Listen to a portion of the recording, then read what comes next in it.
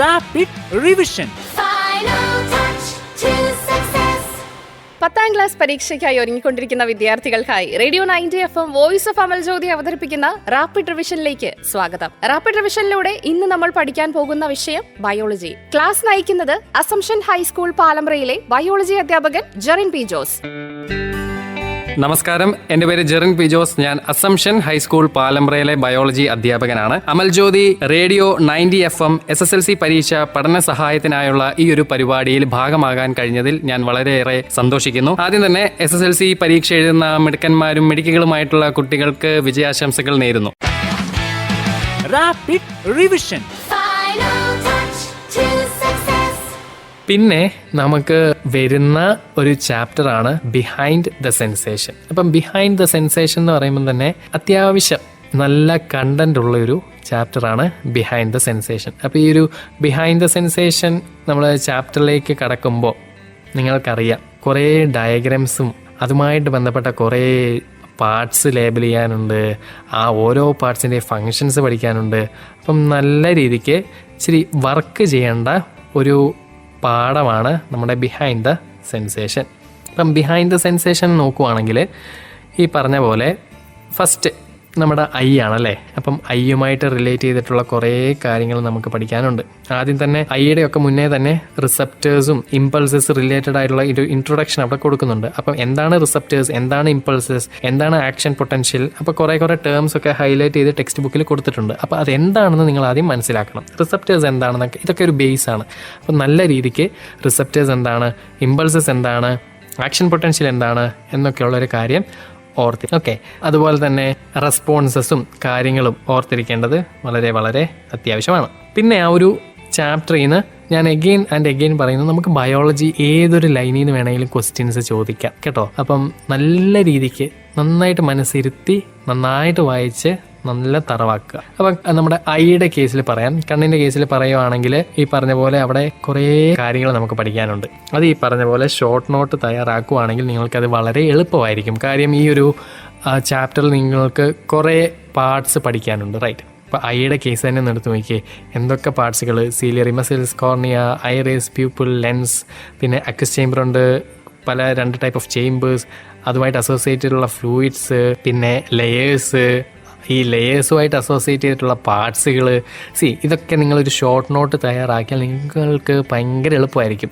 Text മാത്രം നോക്കിക്കൊണ്ട് പഠിച്ചിട്ടുണ്ടെങ്കിൽ നിങ്ങൾക്ക് ചിലപ്പോൾ മറന്നു പോകാനുള്ള ചാൻസ് ഉണ്ട്. ചിലരിൽ കാണുന്ന ഒരു പ്രത്യേകതയല്ല, നമുക്ക് എല്ലാവർക്കും അങ്ങനെയാണല്ലേ. ഇപ്പോൾ ഒരു ഭാഗം പഠിച്ചിട്ട് അടുത്ത ഭാഗത്തിലേക്ക് പഠിക്കുമ്പോഴത്തേക്കിനും ആദ്യം പഠിച്ച ഭാഗം മറന്നു പോകും, രണ്ടാമത്തെ ഭാഗം ആയിരിക്കും ആ ഒരു സമയത്ത് നമ്മുടെ മൈൻഡിലുള്ളത്. പിന്നെ മൂന്നാമത്തെ ഒരെണ്ണം പഠിക്കുമ്പോഴത്തേക്കിനും ഒന്നും മറന്നു, രണ്ടും മറന്നു, മൂന്നാമത്തെ മാത്രമായിരിക്കും. അപ്പം ഇങ്ങനെ വരാതിരിക്കാൻ വേണ്ടിയിട്ട് നമുക്ക് ഏതൊക്കെ രീതിയിൽ ചെയ്തിട്ടുണ്ടെങ്കിൽ അല്ലെങ്കിൽ പഠിച്ചിട്ടുണ്ടെങ്കിൽ ഈ പറഞ്ഞ പോലെ ഓർത്തെടുക്കാൻ സാധിക്കും, അല്ലെങ്കിൽ ഓർമ്മയിൽ നിൽക്കുമെന്ന് അവനവൻ നോക്കുക. ഒരിക്കലും മറ്റൊരാൾ എന്താ ചെയ്യുന്നതെന്ന് നോക്കി പഠിക്കരുത്.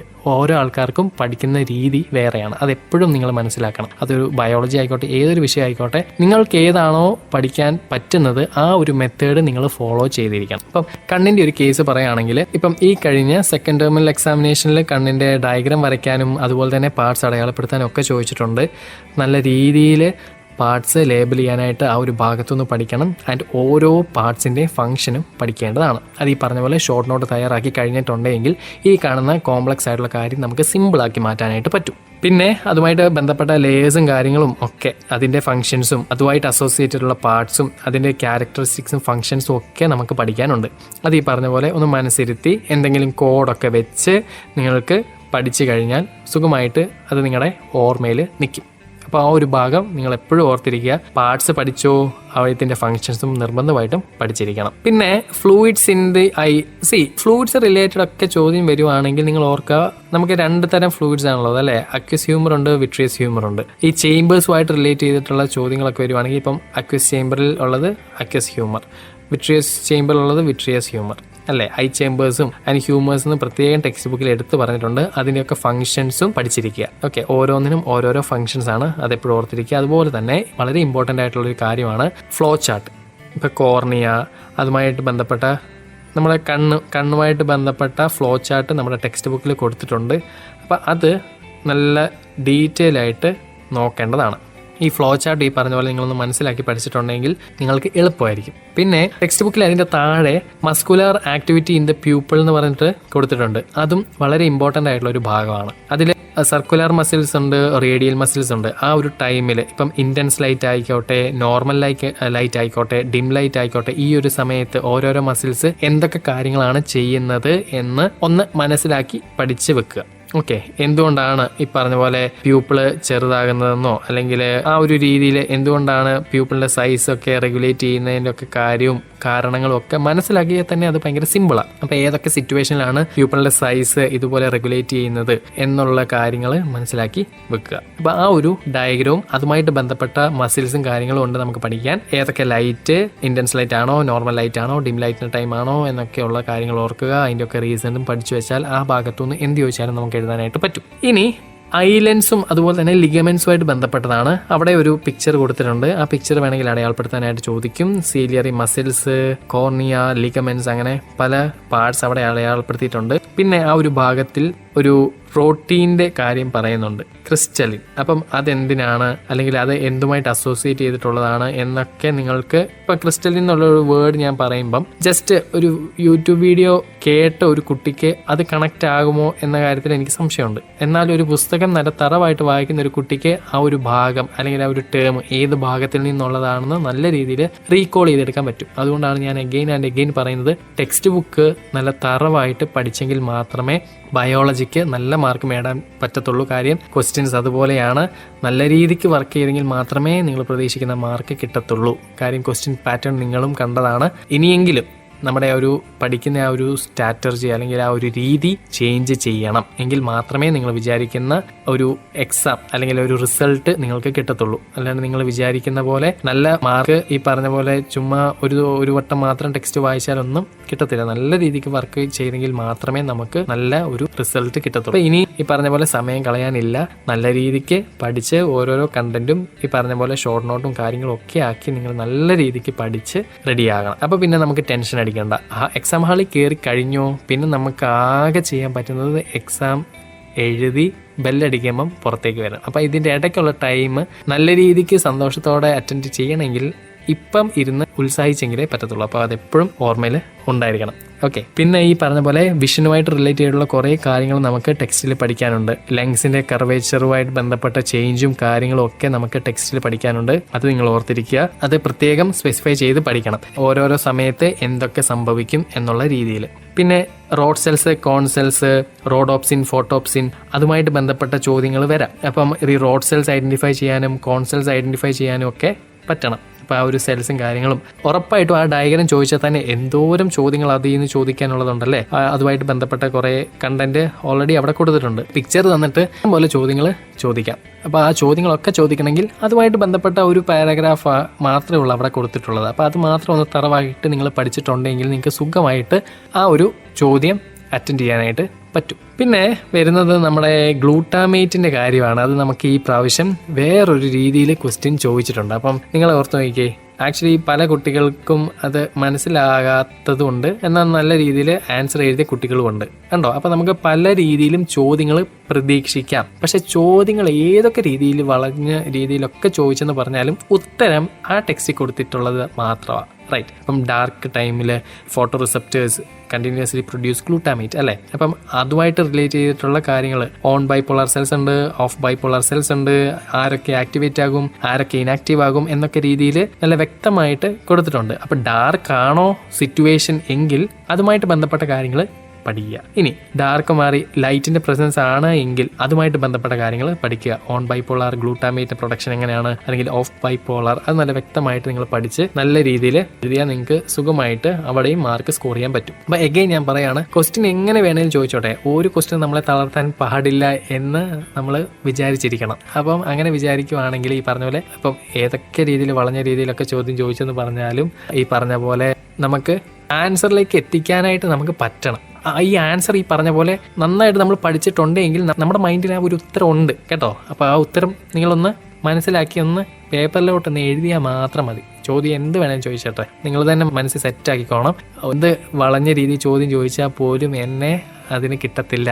ഞാൻ കറക്റ്റ് ആയിട്ടുള്ള ആൻസറിലേക്ക് എത്തിക്കും എന്നുള്ളൊരു പവർ നിങ്ങളുടെ മൈൻഡിൽ സെറ്റാക്കി വെച്ചോണം. അപ്പം നിങ്ങൾക്ക് നല്ല രീതിയിൽ അത് അറ്റൻഡ് ചെയ്യാനായിട്ട് പറ്റും. പിന്നെ കളർ വിഷനുമായിട്ടൊക്കെ റിലേറ്റ് ചെയ്തിട്ടുള്ള കാര്യങ്ങളൊക്കെ ടെക്സ്റ്റ് ബുക്കിൽ കൊടുത്തിട്ടുണ്ട്. ഓരോരോ വേവ് ലെന്ത് അനുസരിച്ചുള്ള കാര്യങ്ങൾ അതും ഈ പറഞ്ഞ പോലെ എക്സാമിന് ചോദിച്ചിട്ടുണ്ട്. നിങ്ങൾക്ക് തന്നെ ആ ക്വസ്റ്റ്യൻ പേപ്പർ അനലൈസ് ചെയ്ത് നോക്കാം. ഒരു ഭാഗത്തുനിന്ന് ഏതൊക്കെ രീതിയിൽ ഉള്ള ചോദ്യങ്ങളാണ് വന്നിട്ടുള്ളത് എന്ന് അല്ലേ.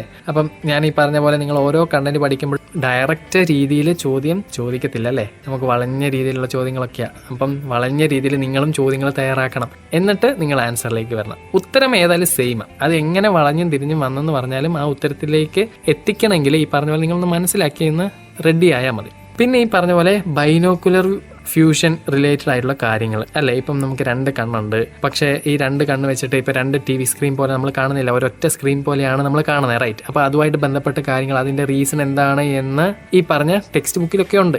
ബൈനോക്കുലർ ഫ്യൂഷൻ ആണ് അല്ലേ. അപ്പം അതിനെ പറ്റിയിട്ട് ചോദ്യങ്ങൾ ചോദിക്കുമെങ്കിൽ അത് എഴുതാനുള്ള കണ്ടന്റ് ഈ പറഞ്ഞ പോലെ ടെക്സ്റ്റ് നന്നായിട്ട് വായിച്ചെങ്കിൽ നിങ്ങൾക്ക് അത് കിട്ടും. ഇപ്പം ഈ പറഞ്ഞ പോലെ ഇങ്ങനെ ഒരു ചോദ്യം നിങ്ങൾക്ക് പഠിക്കാനാണെങ്കിൽ പലതവണ ചോദ്യം വായിക്കുക. എന്നിട്ട് നിങ്ങൾ തന്നെ ഷോർട്ട് നോട്ടിൽ എഴുതണം ഏതൊക്കെ പോയിന്റ്സ് ആണ് ഈ ഒരു ഭാഗത്തുനിന്ന് ഞാൻ ആൻസർ എഴുതുമ്പോൾ വരേണ്ടത്. നിങ്ങൾ ഈ പഠിക്കുന്ന സമയത്ത് നിങ്ങൾ ഈ ചോദ്യം തയ്യാറാക്കുന്ന ഒരു ആളാണെന്ന് നിങ്ങൾ വിചാരിച്ചേ, അല്ലെങ്കിൽ നിങ്ങളൊരു ടീച്ചറാണ്, നിങ്ങളെ ഒരു കുട്ടി ഇങ്ങനെയൊക്കെ ഉത്തരം എഴുതുവാണെങ്കിൽ മാർക്ക് കൊടുക്കാൻ പറ്റുമെന്ന് നിങ്ങൾ തന്നെ ഒന്ന് വിചാരിച്ച് നോക്കണം. അപ്പം നിങ്ങളത് വിചാരിക്കുവാണെങ്കിൽ നിങ്ങൾക്ക് നല്ല രീതിയിൽ പേപ്പർ പ്രസന്റ് ചെയ്യാനായിട്ട് പറ്റും. അപ്പോൾ ഓരോ ഭാഗത്തുനിന്ന് ഇമ്പോർട്ടൻ്റ് ആയിട്ടുള്ള പോയിന്റ്സ് ഏതൊക്കെ ഞാൻ ഉത്തരം എഴുതുമ്പോൾ വരണം എന്നുള്ള കാര്യം കുറിച്ച് വെക്കുവാണെങ്കിൽ അത് നിങ്ങൾക്ക് കുറച്ചുകൂടി ഈസി ആവും. ഓക്കെ. പിന്നെ നമുക്ക് കണ്ണുമായിട്ട് റിലേറ്റ് ചെയ്തിട്ട് പിന്നെ ലാസ്റ്റ് പോർഷനിലേക്ക് വരുന്നത് ഐ ഡിസീസസ് അല്ലെങ്കിൽ ഡിസോർഡേഴ്സ്, അതിൻ്റെ റീസണും ട്രീറ്റ്മെൻറ്റും ഒക്കെ നമുക്ക് പഠിക്കാനുണ്ട്. ചില ട്രീറ്റ്മെൻ്റ് ഒക്കെ കോമൺ ആയിട്ട് വരുന്നതുണ്ട്. അപ്പോൾ അതെങ്ങനെയൊക്കെ നമുക്ക് ഈസി ആയിട്ട് ഓർത്തിരിക്കാം എന്നുള്ള കാര്യം ഓർത്തിരിക്കുക.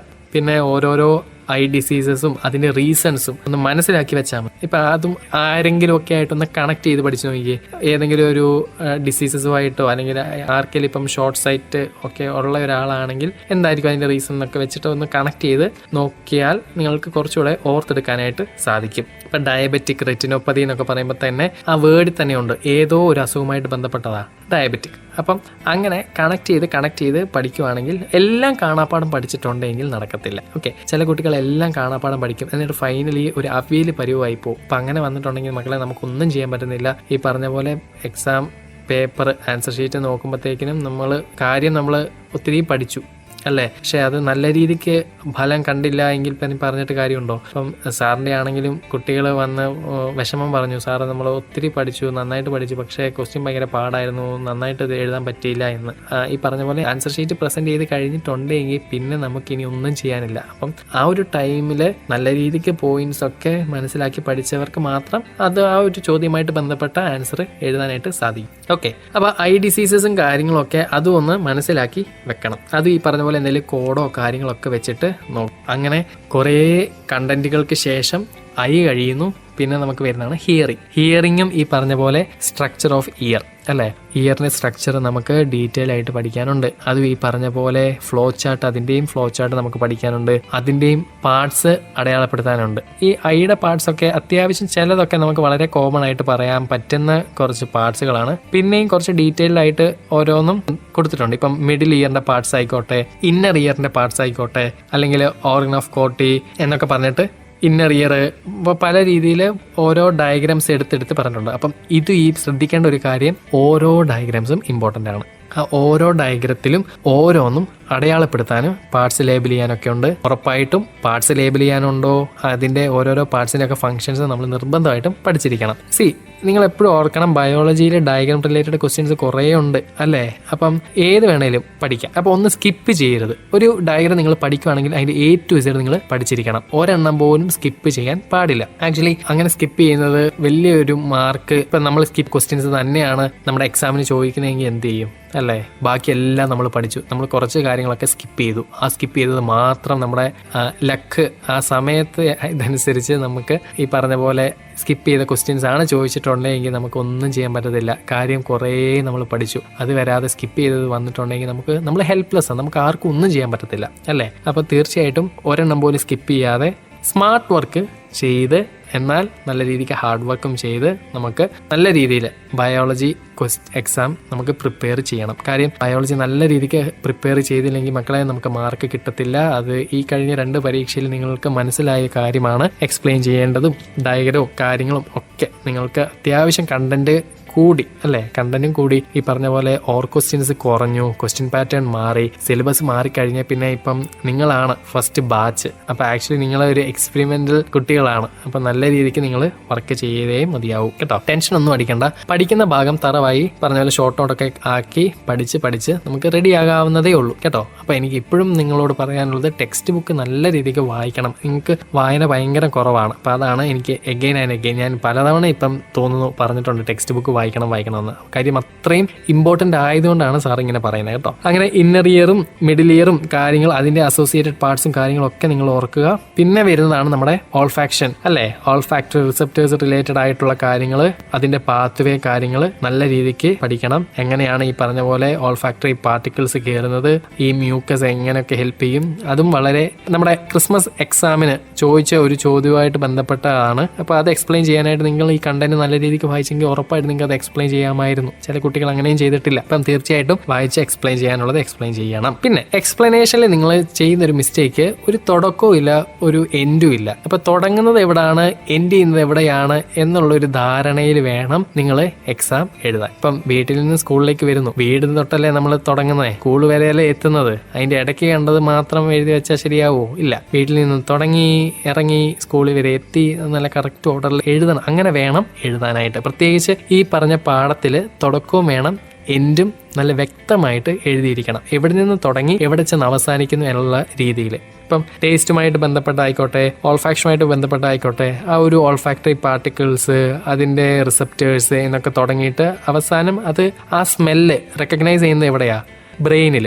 ആ ബ്രെയിനിലേക്ക് എത്തിക്കുന്നതാരാ? Olfactory nerve. അപ്പം അവിടം വരെ കൊണ്ട് എത്തിക്കണം. എങ്കിൽ മാത്രമല്ലേ നമുക്ക് ആ ഒരു സ്മെല്ല് സെൻസ് ചെയ്യാൻ പറ്റത്തുള്ളൂ. ഇപ്പം ഞാൻ ഇപ്പോൾ സ്മെല്ലിന്റെ കാര്യമാണ് പറഞ്ഞത് എന്ന് പറഞ്ഞ പോലെ ഈ ഒരു പാഠത്തിൽ വളരെ ഇമ്പോർട്ടൻ്റ് ആയിട്ട് പഠിക്കേണ്ട ഒരു കാര്യമാണ് എവിടെ നിന്ന് തുടങ്ങുന്നു, എവിടെ ചെന്ന് എത്തിക്കുന്നു, അവിടെ വരെ നല്ല ഡീറ്റെയിൽ ആയിട്ട് നിങ്ങൾ എഴുതണം. അത് ഈ പറഞ്ഞ പോലെ നല്ല സിമ്പിളാ, ഒരു കോൺസെപ്റ്റ് കിട്ടിയാൽ മതി. അപ്പം നമുക്ക് സിമ്പിൾ ആയിട്ട് ഓർഡറിൽ നമുക്ക് പഠിച്ചെടുക്കാനായിട്ട് പറ്റും. ഇതൊക്കെ സത്യം പറഞ്ഞാൽ കാണാപ്പാഠം പഠിക്കേണ്ട കാര്യമുണ്ടോ? ഇതൊക്കെ ഒന്ന് ജസ്റ്റ് മനസ്സിലാക്കിയിട്ടുണ്ടെങ്കിൽ നല്ല രീതിക്ക് നിങ്ങൾക്കിത് എക്സ്പ്ലെയിൻ ചെയ്യാനായിട്ട് സാധിക്കും. അപ്പം നിങ്ങൾ ആ ഒരു ഫ്ലോ ചാർട്ടും ഓർത്തിരിക്കുക. പിന്നെ നമുക്ക് പഠിക്കാനുള്ളതാണ് ടേസ്റ്റ് അല്ലേ. ടേസ്റ്റിന്റെ കാര്യത്തിലേക്ക് വരുവാണെങ്കിൽ ടേസ്റ്റ് ബഡ്സും കാര്യങ്ങളും, പാപ്പില്ല, കീമോ റിസെപ്റ്റേഴ്സ്, അങ്ങനെ കുറച്ച് കാര്യങ്ങൾ നമുക്ക് പഠിക്കാനുണ്ട്. ഇപ്പം എങ്ങനെയാണ് ടേസ്റ്റ് റെക്കഗ്നൈസ് ചെയ്യുന്നത് എന്നുള്ള അതും ഈ പറഞ്ഞ പോലെ നമ്മുടെ ടെക്സ്റ്റ് ബുക്കിൽ നല്ല രീതിയിൽ കൊടുത്തിട്ടുണ്ട്. എങ്ങനെയാണ് ടേസ്റ്റ് റെക്കഗ്നൈസ് ചെയ്യുന്നതെന്ന് ചോദിച്ചിട്ടുണ്ടെങ്കിൽ അതിന്റെ ഉത്തരം നമുക്ക് സ്വീറ്റ്, സോറോ, സോൾട്ടി, ബിറ്റർ എന്നൊക്കെ എഴുതി അത് ശരിയാവുമോ? ഇല്ല. എങ്ങനെ ടേസ്റ്റ് റെക്കഗ്നൈസ് ചെയ്യുന്നു എന്നുള്ളത്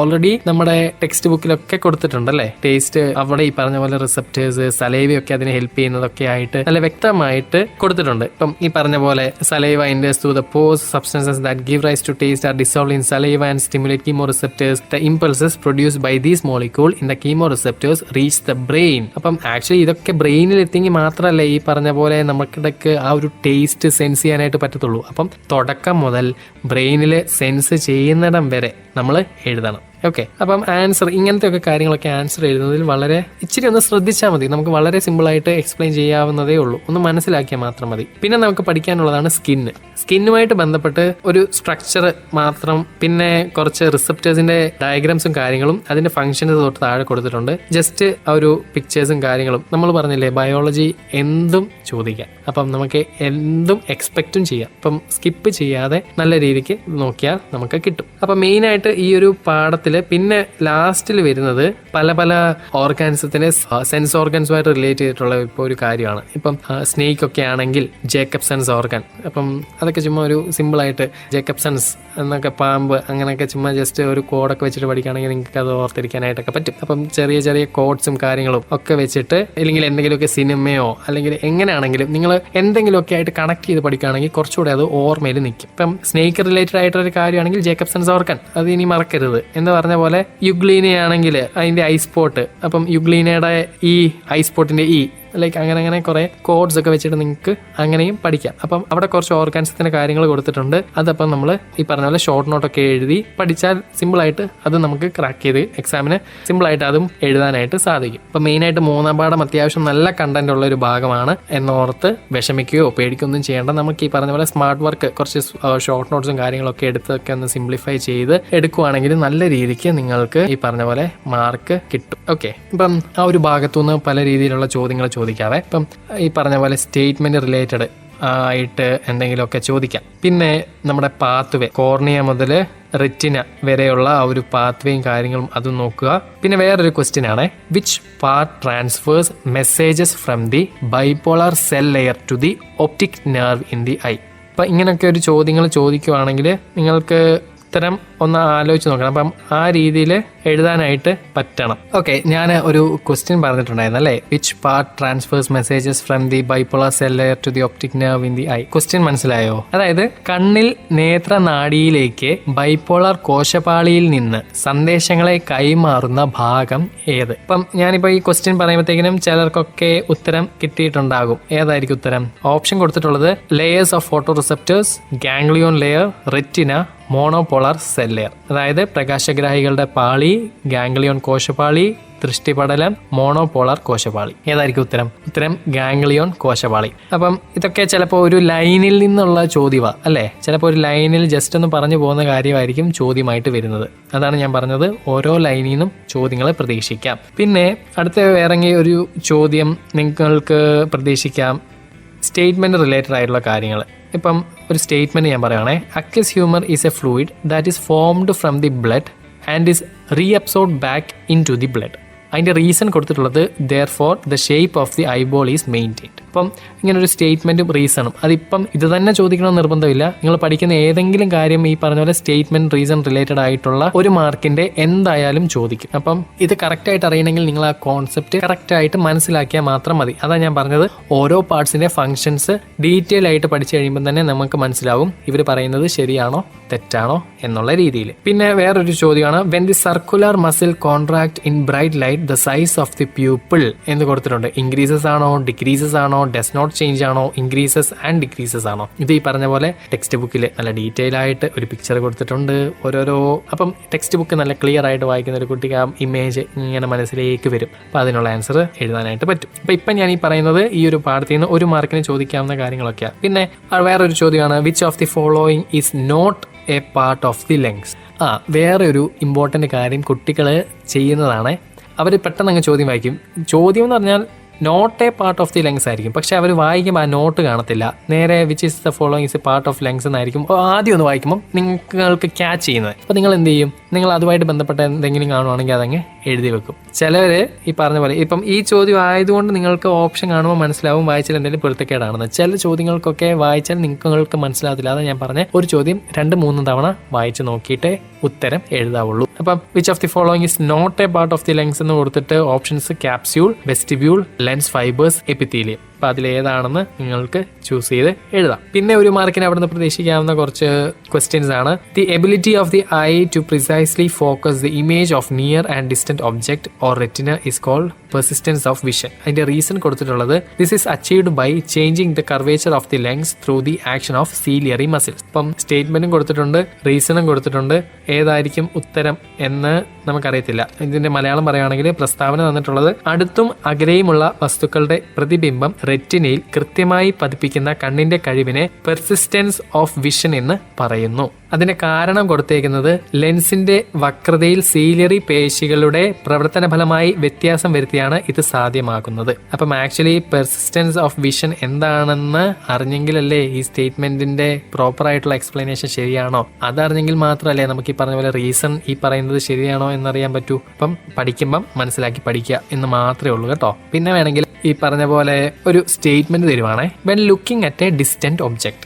ഓപ്ഷൻസ് കൊടുത്തിരിക്കുന്നത് ciliary muscles relaxed, curvature of the lens increases, ligaments are stretched, ciliary muscles contract. അതിന്റെ മലയാളം പറയുകയാണെങ്കിൽ അകലെയുള്ള വസ്തുവിനെ നോക്കുമ്പോൾ എന്ന ഒരു പ്രസ്താവന നിങ്ങൾക്ക് തന്നിരിക്കുക. അപ്പം അതിൽ പറഞ്ഞിട്ടുള്ളത് ഓപ്ഷൻസ് സീലിയറി പേശികൾ വിശ്രമാവസ്ഥയിൽ കാണപ്പെടുന്നു, ലെൻസിന്റെ വക്രത വർദ്ധിക്കുന്നു, ലിഗമെന്റുകൾ വലിഞ്ഞിരിക്കുന്നു, സീലിയറി പേശികൾ ചുരുങ്ങുന്നു. അപ്പം അതിന്റെ ഒരു സ്റ്റേറ്റ്മെന്റ് അല്ലെങ്കിൽ ഒരു പ്രസ്താവന തന്നിട്ട് അതിന്റെ ഓപ്ഷൻസ് എഴുതാനായിട്ടാണ്. അപ്പം ഒരു മാർക്കിന് ഈ രീതികളിലൊക്കെ വേണമെങ്കിൽ ചോദ്യങ്ങൾ ചോദിക്കാം. ഇനി ഞാൻ പറഞ്ഞില്ലേ, നിങ്ങൾ ഫ്രണ്ട്സ് കൂടി പുതിയ പുതിയ ചോദ്യങ്ങൾ നിങ്ങളായിട്ട് ക്രിയേറ്റ് ചെയ്തിട്ട് നിങ്ങൾ ഷെയർ ചെയ്താൽ അത്രയും ചോദ്യങ്ങൾ നിങ്ങൾക്ക് കിട്ടും. ഓക്കെ, അത് ഏറ്റവും നല്ലൊരു കാര്യമാണ്. രണ്ടാമത്തെ മാർക്കിന് നമുക്ക് ഈ പറഞ്ഞ പോലെ സ്റ്റേറ്റ്മെന്റും റീസൺസും ഒക്കെ വരാം. അതുപോലെ തന്നെ നമ്മുടെ intense light, normal light, dim light, പ്യൂപ്പിളിന്റെ സൈസ് വേരിയേഷൻ ഒക്കെ നടത്തുന്ന ഒരു ഇമേജ് ഉണ്ടല്ലോ, അല്ലെങ്കിൽ ഒരു പിക്ചർ ഉണ്ടല്ലോ നമ്മുടെ ടെക്സ്റ്റ് ബുക്കിൽ, അത് തന്നിട്ട് വേണമെങ്കിൽ മസിൽസിന്റെ ഭാഗം മിസ്സിംഗ് ആയിട്ട് തന്നേക്കുക. അത് A, B എന്ന് വേണമെങ്കിൽ ചോദിക്കാം. അപ്പൊ മസിൽസ് എഴുതാനായിട്ട് പഠിച്ചോണം. എന്നിട്ട് അതിന്റെ സബ് ക്വസ്റ്റ്യൻ ചോദിച്ചിട്ടുള്ളത് which muscle do A and B indicate. അപ്പം A എന്ന് പറഞ്ഞ മസിൽ ഏതാണ്, B എന്ന് പറഞ്ഞ മസിൽ ഏതാണെന്ന് നമുക്ക് എടുത്തെഴുതണം. How do these muscles function according to the variation in light intensity. അപ്പം ഈ പറഞ്ഞ പോലെ പ്രകാശ തീവ്രതയുടെ ഏറ്റക്കുറിച്ചിലിനനുസരിച്ച് ഈ പേശികൾ എങ്ങനെ പ്രവർത്തിക്കുന്നു എന്ന് ഒരു ചോദ്യം വരുവാണെങ്കിൽ അത് എക്സ്പ്ലെയിൻ ചെയ്യാനായിട്ട് ഈ പറഞ്ഞ പോലെ ആ കണ്ടന്റ് നന്നായിട്ട് വായിക്കുന്ന ഒരു കുട്ടിക്ക് അത് എഴുതാനായിട്ട് പറ്റും. ഓക്കെ, പിന്നെ ലേയേഴ്സ് ഓഫ് ഐ നിങ്ങൾ ഓർക്കുക, അതിൻ്റെ ഫങ്ഷൻസ് നിങ്ങൾ ഓർക്കുക. ഫ്ലോ ചാർട്ട് കംപ്ലീറ്റ് ചെയ്യാനായിട്ട് അത് എവിടുന്ന് വേണമെങ്കിൽ ചോദിക്കാം. ഇപ്പം ഐ വിഷനുമായിട്ട് റിലേറ്റഡ് ആയിട്ടാണെങ്കിൽ ചോദിക്കാം, ഓൾഫാക്ഷനുമായിട്ട് റിലേറ്റ് ചെയ്തിട്ടാണെങ്കിൽ ചോദിക്കാം, ഹിയറിങ്ങുമായിട്ട് ആണെങ്കിൽ ചോദിക്കാം, എങ്ങനെ വേണമെങ്കിലും ചോദിക്കാം.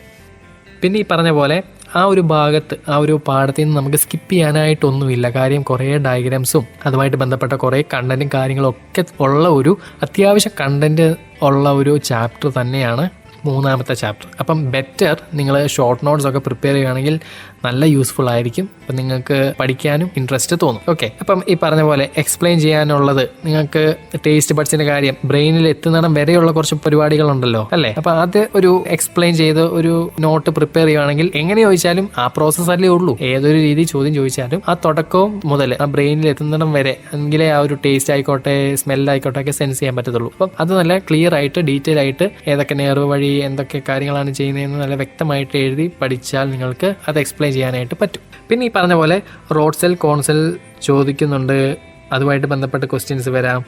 പിന്നെ ബൈനോക്കുലർ ഫ്യൂഷനുമായിട്ട് റിലേറ്റ് ചെയ്തിട്ടുള്ള ക്വസ്റ്റ്യൻസ് വരാം. എങ്ങനെയാണ് ഈ പ്രോസസ്സ് നടക്കുന്നത്, അല്ലെങ്കിൽ ഈ പ്രോസസ്സിൻ്റെ ഇമ്പോർട്ടൻസ് എന്തൊക്കെയാണ് എന്നൊക്കെ ചോദിക്കാം. അപ്പോഴും ആ കണ്ടന്റ് നിങ്ങളൊന്ന് മനസ്സിലാക്കി വെച്ചാൽ മതി.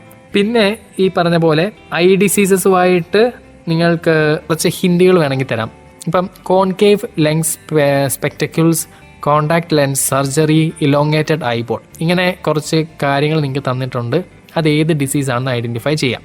അല്ലെങ്കിൽ സിലിണ്ട്രിക്കൽ ലെൻസ്, ഇറഗുലർ കോർണിയ എന്നൊക്കെ തന്നിട്ട് കുറച്ച് ഹിൻസ് വേണമെങ്കിൽ നിങ്ങൾക്ക് തന്നിട്ട് അത് ഏത് ഡിസീസാണെന്ന് നിങ്ങൾക്ക് വേണമെങ്കിൽ ഐഡന്റിഫൈ ചെയ്യാം. ഇപ്പം food item containing vitamin A deficiency എന്നൊക്കെ പറഞ്ഞിട്ട് ഡെഫിഷ്യൻസി ഓഫ് വൈറ്റമിൻ എ എന്ന് തരുവാണെങ്കിൽ അപ്പം തന്നെ നിങ്ങൾ ഓർത്തോണം അത് ഏത് ഡിസീസാണ് എന്ന്. അപ്പം പഠിക്കുമ്പം ഇങ്ങനെയൊക്കെ ചോദ്യങ്ങൾ പ്രതീക്ഷിച്ചുകൊണ്ട്, അല്ലെങ്കിൽ ഇങ്ങനെയൊക്കെ ചോദ്യങ്ങൾ ഈ ഭാഗത്തുനിന്ന് വരാം എന്നുള്ള രീതിയിൽ നിങ്ങൾ പഠിക്കുക. പിന്നെ വേറെ ഒരു സ്റ്റേറ്റ്മെന്റ് തന്നിരിക്കുവാണ്, women are likely to be affected by colour blindness, find whether the statement is correct or wrong and write the reason. Okay, ഇങ്ങനെ ഒരു ചോദ്യം ചോദിക്കുവാണെങ്കിൽ ഈ ചോദ്യത്തിന്റെ പ്രത്യേകത നിങ്ങൾ നോക്കിയേ, find whether the statement is correct or wrong. അപ്പോൾ ആക്ച്വലി ഈ സ്റ്റേറ്റ്മെന്റ് കറക്റ്റ് ആണോ റോങ് ആണോ നിങ്ങൾ ആദ്യം എടുത്ത് എഴുതണം. ഇപ്പം ചില യെസ് ഓർ നോ ക്വസ്റ്റ്യൻ തന്നിട്ട് അതിൻ്റെ റീസൺ ചോദിക്കത്തില്ലേ, അത് യെസ് ആണോ നോ ആണോ എന്ന് ആദ്യം എടുത്തെഴുതിയിട്ട് നിങ്ങൾക്ക് ഇപ്പം യെസ് ആണെങ്കിൽ അതിൻ്റെ റീസൺ എഴുതാം, നോ ആണെങ്കിൽ അതിൻ്റെ റീസൺ എഴുതാം. അപ്പം ക്വസ്റ്റ്യൻ അതാ ഞാൻ പറഞ്ഞത്, വ്യക്തമായിട്ട് വായിച്ച് അതുമായിട്ട് ബന്ധപ്പെട്ട ആൻസർ വേണം നിങ്ങൾ എഴുതാനായിട്ട്. ഇപ്പം ഇവിടെ സ്റ്റേറ്റ്മെന്റ് കറക്റ്റ് ആണോ റോങ് ആണോ എന്ന് ചോദിച്ചിട്ടുണ്ട്. Women are likely to be affected by colour blindness. അപ്പം അതിൻ്റെ ആൻസർ നിങ്ങളൊന്ന് ആലോചിച്ച് നോക്കിയേ, ഏതായിരിക്കും അതിൻ്റെ ആൻസർ? Statement correct.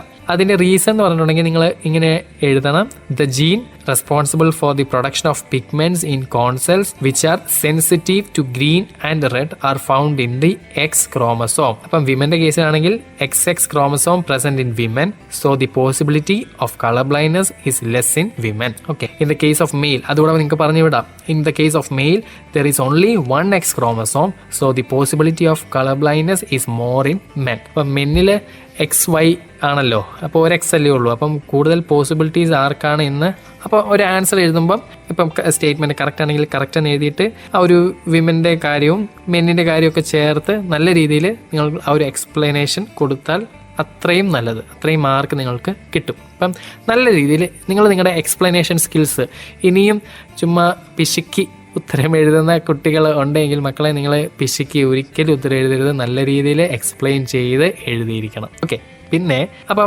ഇതുപോലെ സ്റ്റേറ്റ്മെന്റ് ഒക്കെ തന്നിട്ട് അങ്ങനെ ചോദിക്കാം. പിന്നെ ഈ പറഞ്ഞ പോലെ നമ്മുടെ ഇപ്പം എല്ലാവരും ഫോൺ സ്ക്രീൻ ടൈം ഭയങ്കര കൂടുതലല്ലേ, അപ്പോൾ അതുമായിട്ട് ബന്ധപ്പെട്ട് കുറച്ച് ആപ്ലിക്കേഷൻ ലെവൽ ക്വസ്റ്റ്യൻസ് പ്രതീക്ഷിക്കാം. അപ്പോൾ ഈ സ്ക്രീൻ സമയവും ആവശ്യത്തിന് ഉറങ്ങുന്നില്ല, അപ്പോൾ അതുമായിട്ട് ബന്ധപ്പെട്ട് ആപ്ലിക്കേഷൻ ലെവൽ ക്വസ്റ്റ്യൻസ് ചോദിക്കുമ്പം സയൻറ്റിഫിക് രീതിയിലുള്ള ആൻസേഴ്സ് നിങ്ങൾക്ക് എഴുതാം. ഓക്കെ, സയൻറ്റിഫിക് രീതിയിലുള്ള ആൻസേഴ്സ് നിങ്ങൾക്ക് വിത്ത് എക്സാമ്പിൾസോടെ നിങ്ങൾക്ക് ആദ്യം അതിനെ പറ്റിയിട്ടൊക്കെ ഒരു ധാരണയുണ്ടല്ലോ. സ്ക്രീൻ ടൈം ഒക്കെ കൂടി കഴിഞ്ഞിട്ടുണ്ടെങ്കിൽ എന്താണ് പ്രശ്നമെന്ന് സയൻറ്റിഫിക് രീതിയിൽ നിങ്ങൾക്ക് എഴുതി അതിൻ്റെ ആൻസർ നിങ്ങൾക്ക് പറയാവുന്നതാണ്. പിന്നെ ഈ പറഞ്ഞ പോലെ ഐയുടെ സ്ട്രക്ചറും അല്ലെങ്കിൽ കണ്ണിൻ്റെ മുൻഭാഗം ആസ്പദമാക്കിയിട്ടുള്ള പിക്ചേഴ്സൊക്കെ ടെക്സ്റ്റ് ബുക്കിൽ കൊടുത്തിട്ടുണ്ട്. അപ്പം അതൊക്കെ ഐഡൻറ്റിഫൈ ചെയ്യാനും ഒരു ഗ്ലാൻഡ് ഒക്കെ ഉണ്ട്, അതേതാണെന്ന് ഓർക്കുക. ഒരു എൻസൈം ഉണ്ട് നമ്മുടെ ടിയേഴ്സിൽ, അതേതാണെന്ന് ഓർക്കുക. അതിൻ്റെ ഫംഗ്ഷൻ എന്താണെന്ന് ഓർക്കുക. അപ്പം ഒന്ന് പഠിക്കുമ്പം അതിൻ്റെ ബാക്കി റൂട്ട്സും കൂടെ നോക്കി പോവുക.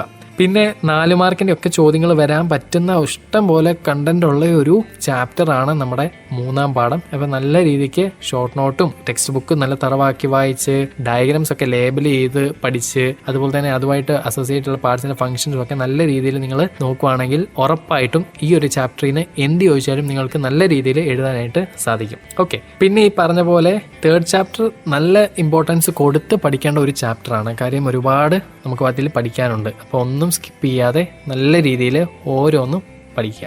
അങ്ങനെ നമ്മൾ 3-ാമത്തെ ചാപ്റ്റർ കഴിഞ്ഞു. അപ്പം 3-ാമത്തെ ചാപ്റ്റർ നല്ല രീതിയിൽ പഠിച്ചാൽ നമുക്ക് എങ്ങനെ വേണേലും ക്വസ്റ്റ്യൻ ആൻസർ ചെയ്താൽ ഈ പറഞ്ഞ പോലെ കണ്ടന്റ് കൂടുതലാണ്. ഷോർട്ട് നോട്ടൊക്കെ എഴുതി നല്ല സ്മാർട്ടായിട്ട് വർക്ക് ചെയ്താൽ നിങ്ങൾക്ക് ഈസി ആയിട്ട് ഓരോരോ ചോദ്യങ്ങളും അറ്റൻഡ് ചെയ്യാനായിട്ട് പറ്റും. Rapid Revision.